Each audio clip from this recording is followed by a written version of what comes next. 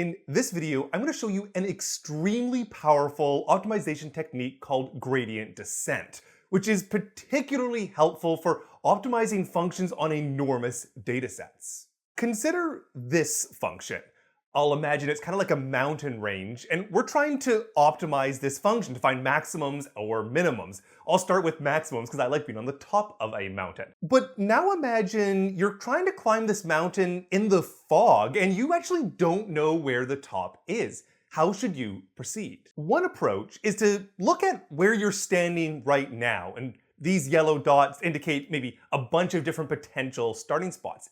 You look around where you are right now and you say that this direction is the steepest direction at the location that I'm standing. Okay, so you take a few steps forward in the steepest direction from where you're standing and you get to a new location and you do the procedure again. You again look and you say this direction is the direction that is now steepest from where I'm now standing, and you take another few steps in that direction. Keep repeating this and you're probably going to end up sitting on the top of a local maximum. This is the loose idea, at least, of the method of gradient ascent, or gradient descent if you're trying to find minimums. On this plot, you'll notice that I have all of these contour curves. These are curves of the same height, and yellow curves are taller than blue ones. So if I rotate my perspective to look at this from the top, I get what's called a contour map. And look at those paths and how they interact with the contours. You'll notice that the paths I'm following are completely orthogonal to the contours. That is, if traveling along a contour keeps you at the same height, then traveling off the contour orthogonally is going to give you the maximum increase in your height. The mathematical object behind this is called the gradient vector. If I start with some function f of x and y, then the gradient vector is a vector whose components are just the partial with respect to x and the partial with respect to y. Now, I've studied the geometric properties of the gradient a lot in a previous video, so I'll link to that above. But the two relevant points here is that, first of all, the gradient vector points orthogonally from those contours, and two, that orthogonal direction really is the steepest possible direction.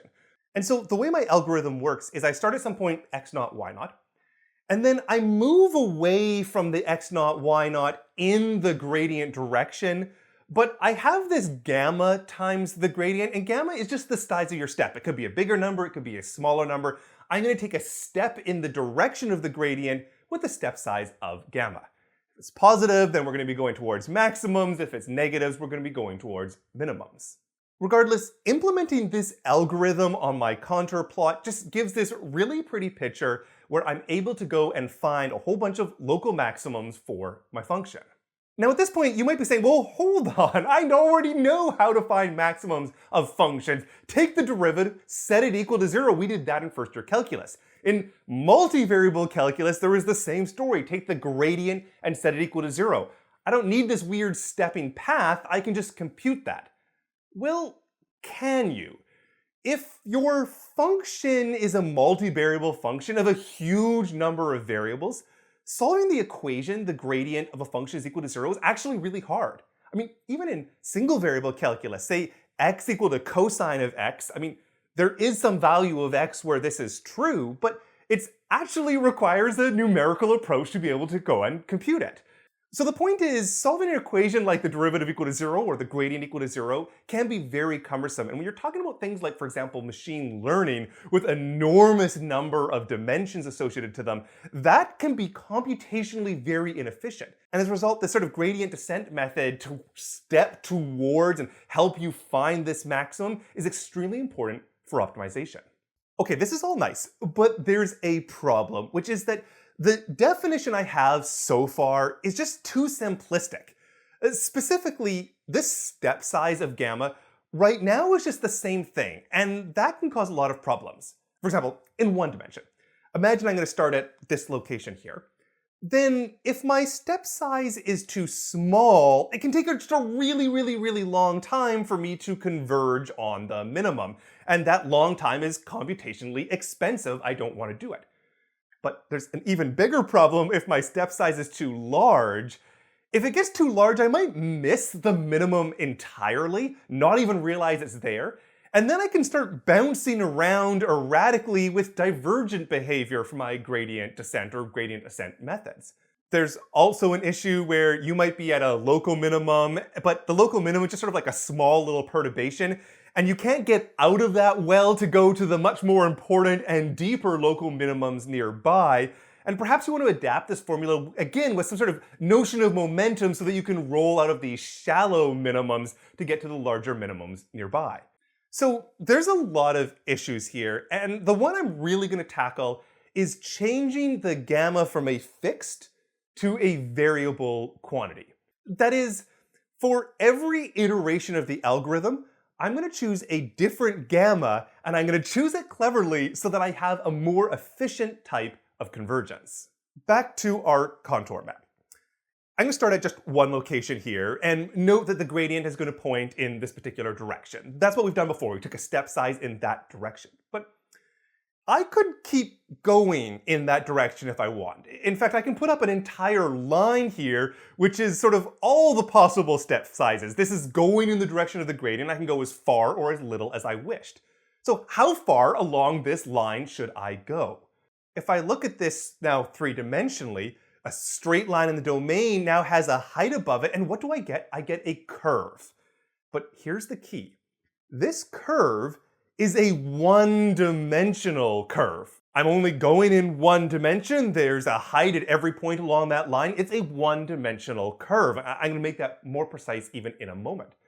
So the point is, I could go along this one-dimensional curve and find the maximum along that curve, and that would sort of be like the best I could do traveling in this direction, the highest I could get if I'm fixed to only traveling in this gradient direction defined at the single spot. More precisely, the way I'm going to define this function is I'm going to call it g of gamma. So gamma is a single variable function. And what is gamma? Well, it's just f of your point, whatever your initial starting point is. And then you go in the direction of the gradient, but you go in amount gamma times the gradient. My starting point and my gradient are both fixed. The only thing varying here is the gamma. This is a single variable function. So I can optimize it using the techniques of single variable calculus. Just take the derivative and set that equal to 0. So I can just plot this function of gamma and compute the value of gamma that gives me a maximum. Now you might say, well, wait. Didn't you just tell us that taking the derivative and setting equal to 0 was computationally expensive? Isn't the whole reason for this method to avoid doing that? Well, yes. But previously, if you have a multivariable function of a very large number of variables, taking the derivative and setting equal to 0, aka taking the gradient and setting equal to 0, is a very cumbersome equation, or at least it could be. So what this method of a line search has done is reduce this large number of variables to a single variable. And yes, we're optimizing a single variable, and yes, there is still a computational cost of that. However, it's generally a simpler one than the multivariable optimization directly.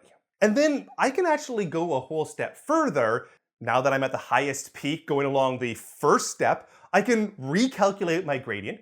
I get a new direction, I get a new single variable curve, I can find the new maximum to that single variable curve, I go up in that direction as much as I can, and look at this. In only 2 steps, I'm practically on the top of my mountain already. This is just a lot faster than the 15 or so steps that I did when I used sort of the naive gradient ascent method with a fixed step size. Now, I want to be clear that with this method, and in general for nonlinear optimization techniques, we're really just scratching the surface. There's so many other questions we could have. Like, for instance, maybe I don't want to minimize along that straight line because it's computationally expensive. And maybe I just want to take a value and sort of step backwards and find a value that increases good enough. Maybe that's going to be more efficient computationally. Or perhaps instead of pointing exactly in the direction of the gradient, I'll try to vary my gradient a little bit. Is there maybe some other direction that's going to have me pointing towards the top of the mountain a little bit more efficiently? And then with any tweak that you're making like this to the algorithm, you have to ask the question, well, when is it going to converge? What kind of conditions do I want on my function? How do I specify all of the details? But nevertheless, the key idea here is that we're just trading off different types of computational efficiencies that are going to be relevant in these enormous data sets, like what comes up when you're doing machine learning and studying neural networks. Now, if you're interested in learning more about neural networks and the kinds of situations where methods like gradient descent are useful, then I would strongly recommend Brilliant.org. Brilliant.org is the sponsor of today's video, and they have thousands of lessons on all sorts of topics in math, science, and computer science, but I'm really a fan of their neural networks course. You just get to play with really cool ideas like this simple neural network, which interprets your handwriting and what number you're actually writing. But what I really appreciate about Brilliant is that they develop the ideas bit by bit so that you completely understand what you're doing. Starting from something like a basic XOR gate and going all the way up, their exercises are just delightfully interactive and providing you feedback on your progress as you go along. As a math professor, I know that this kind of active, student-centered learning is just extremely effective, and that's why I'm so proud to be sponsored by Brilliant. To try everything that Brilliant has for free for a full 30 days, go to brilliant.org/TrevorBazit or use the link down in the description. As well, the first 200 of you to sign up using that link are going to get 20% off an annual premium subscription. With that said and done, if you have any questions, leave them down in the comments below and we'll do some more math in the next video.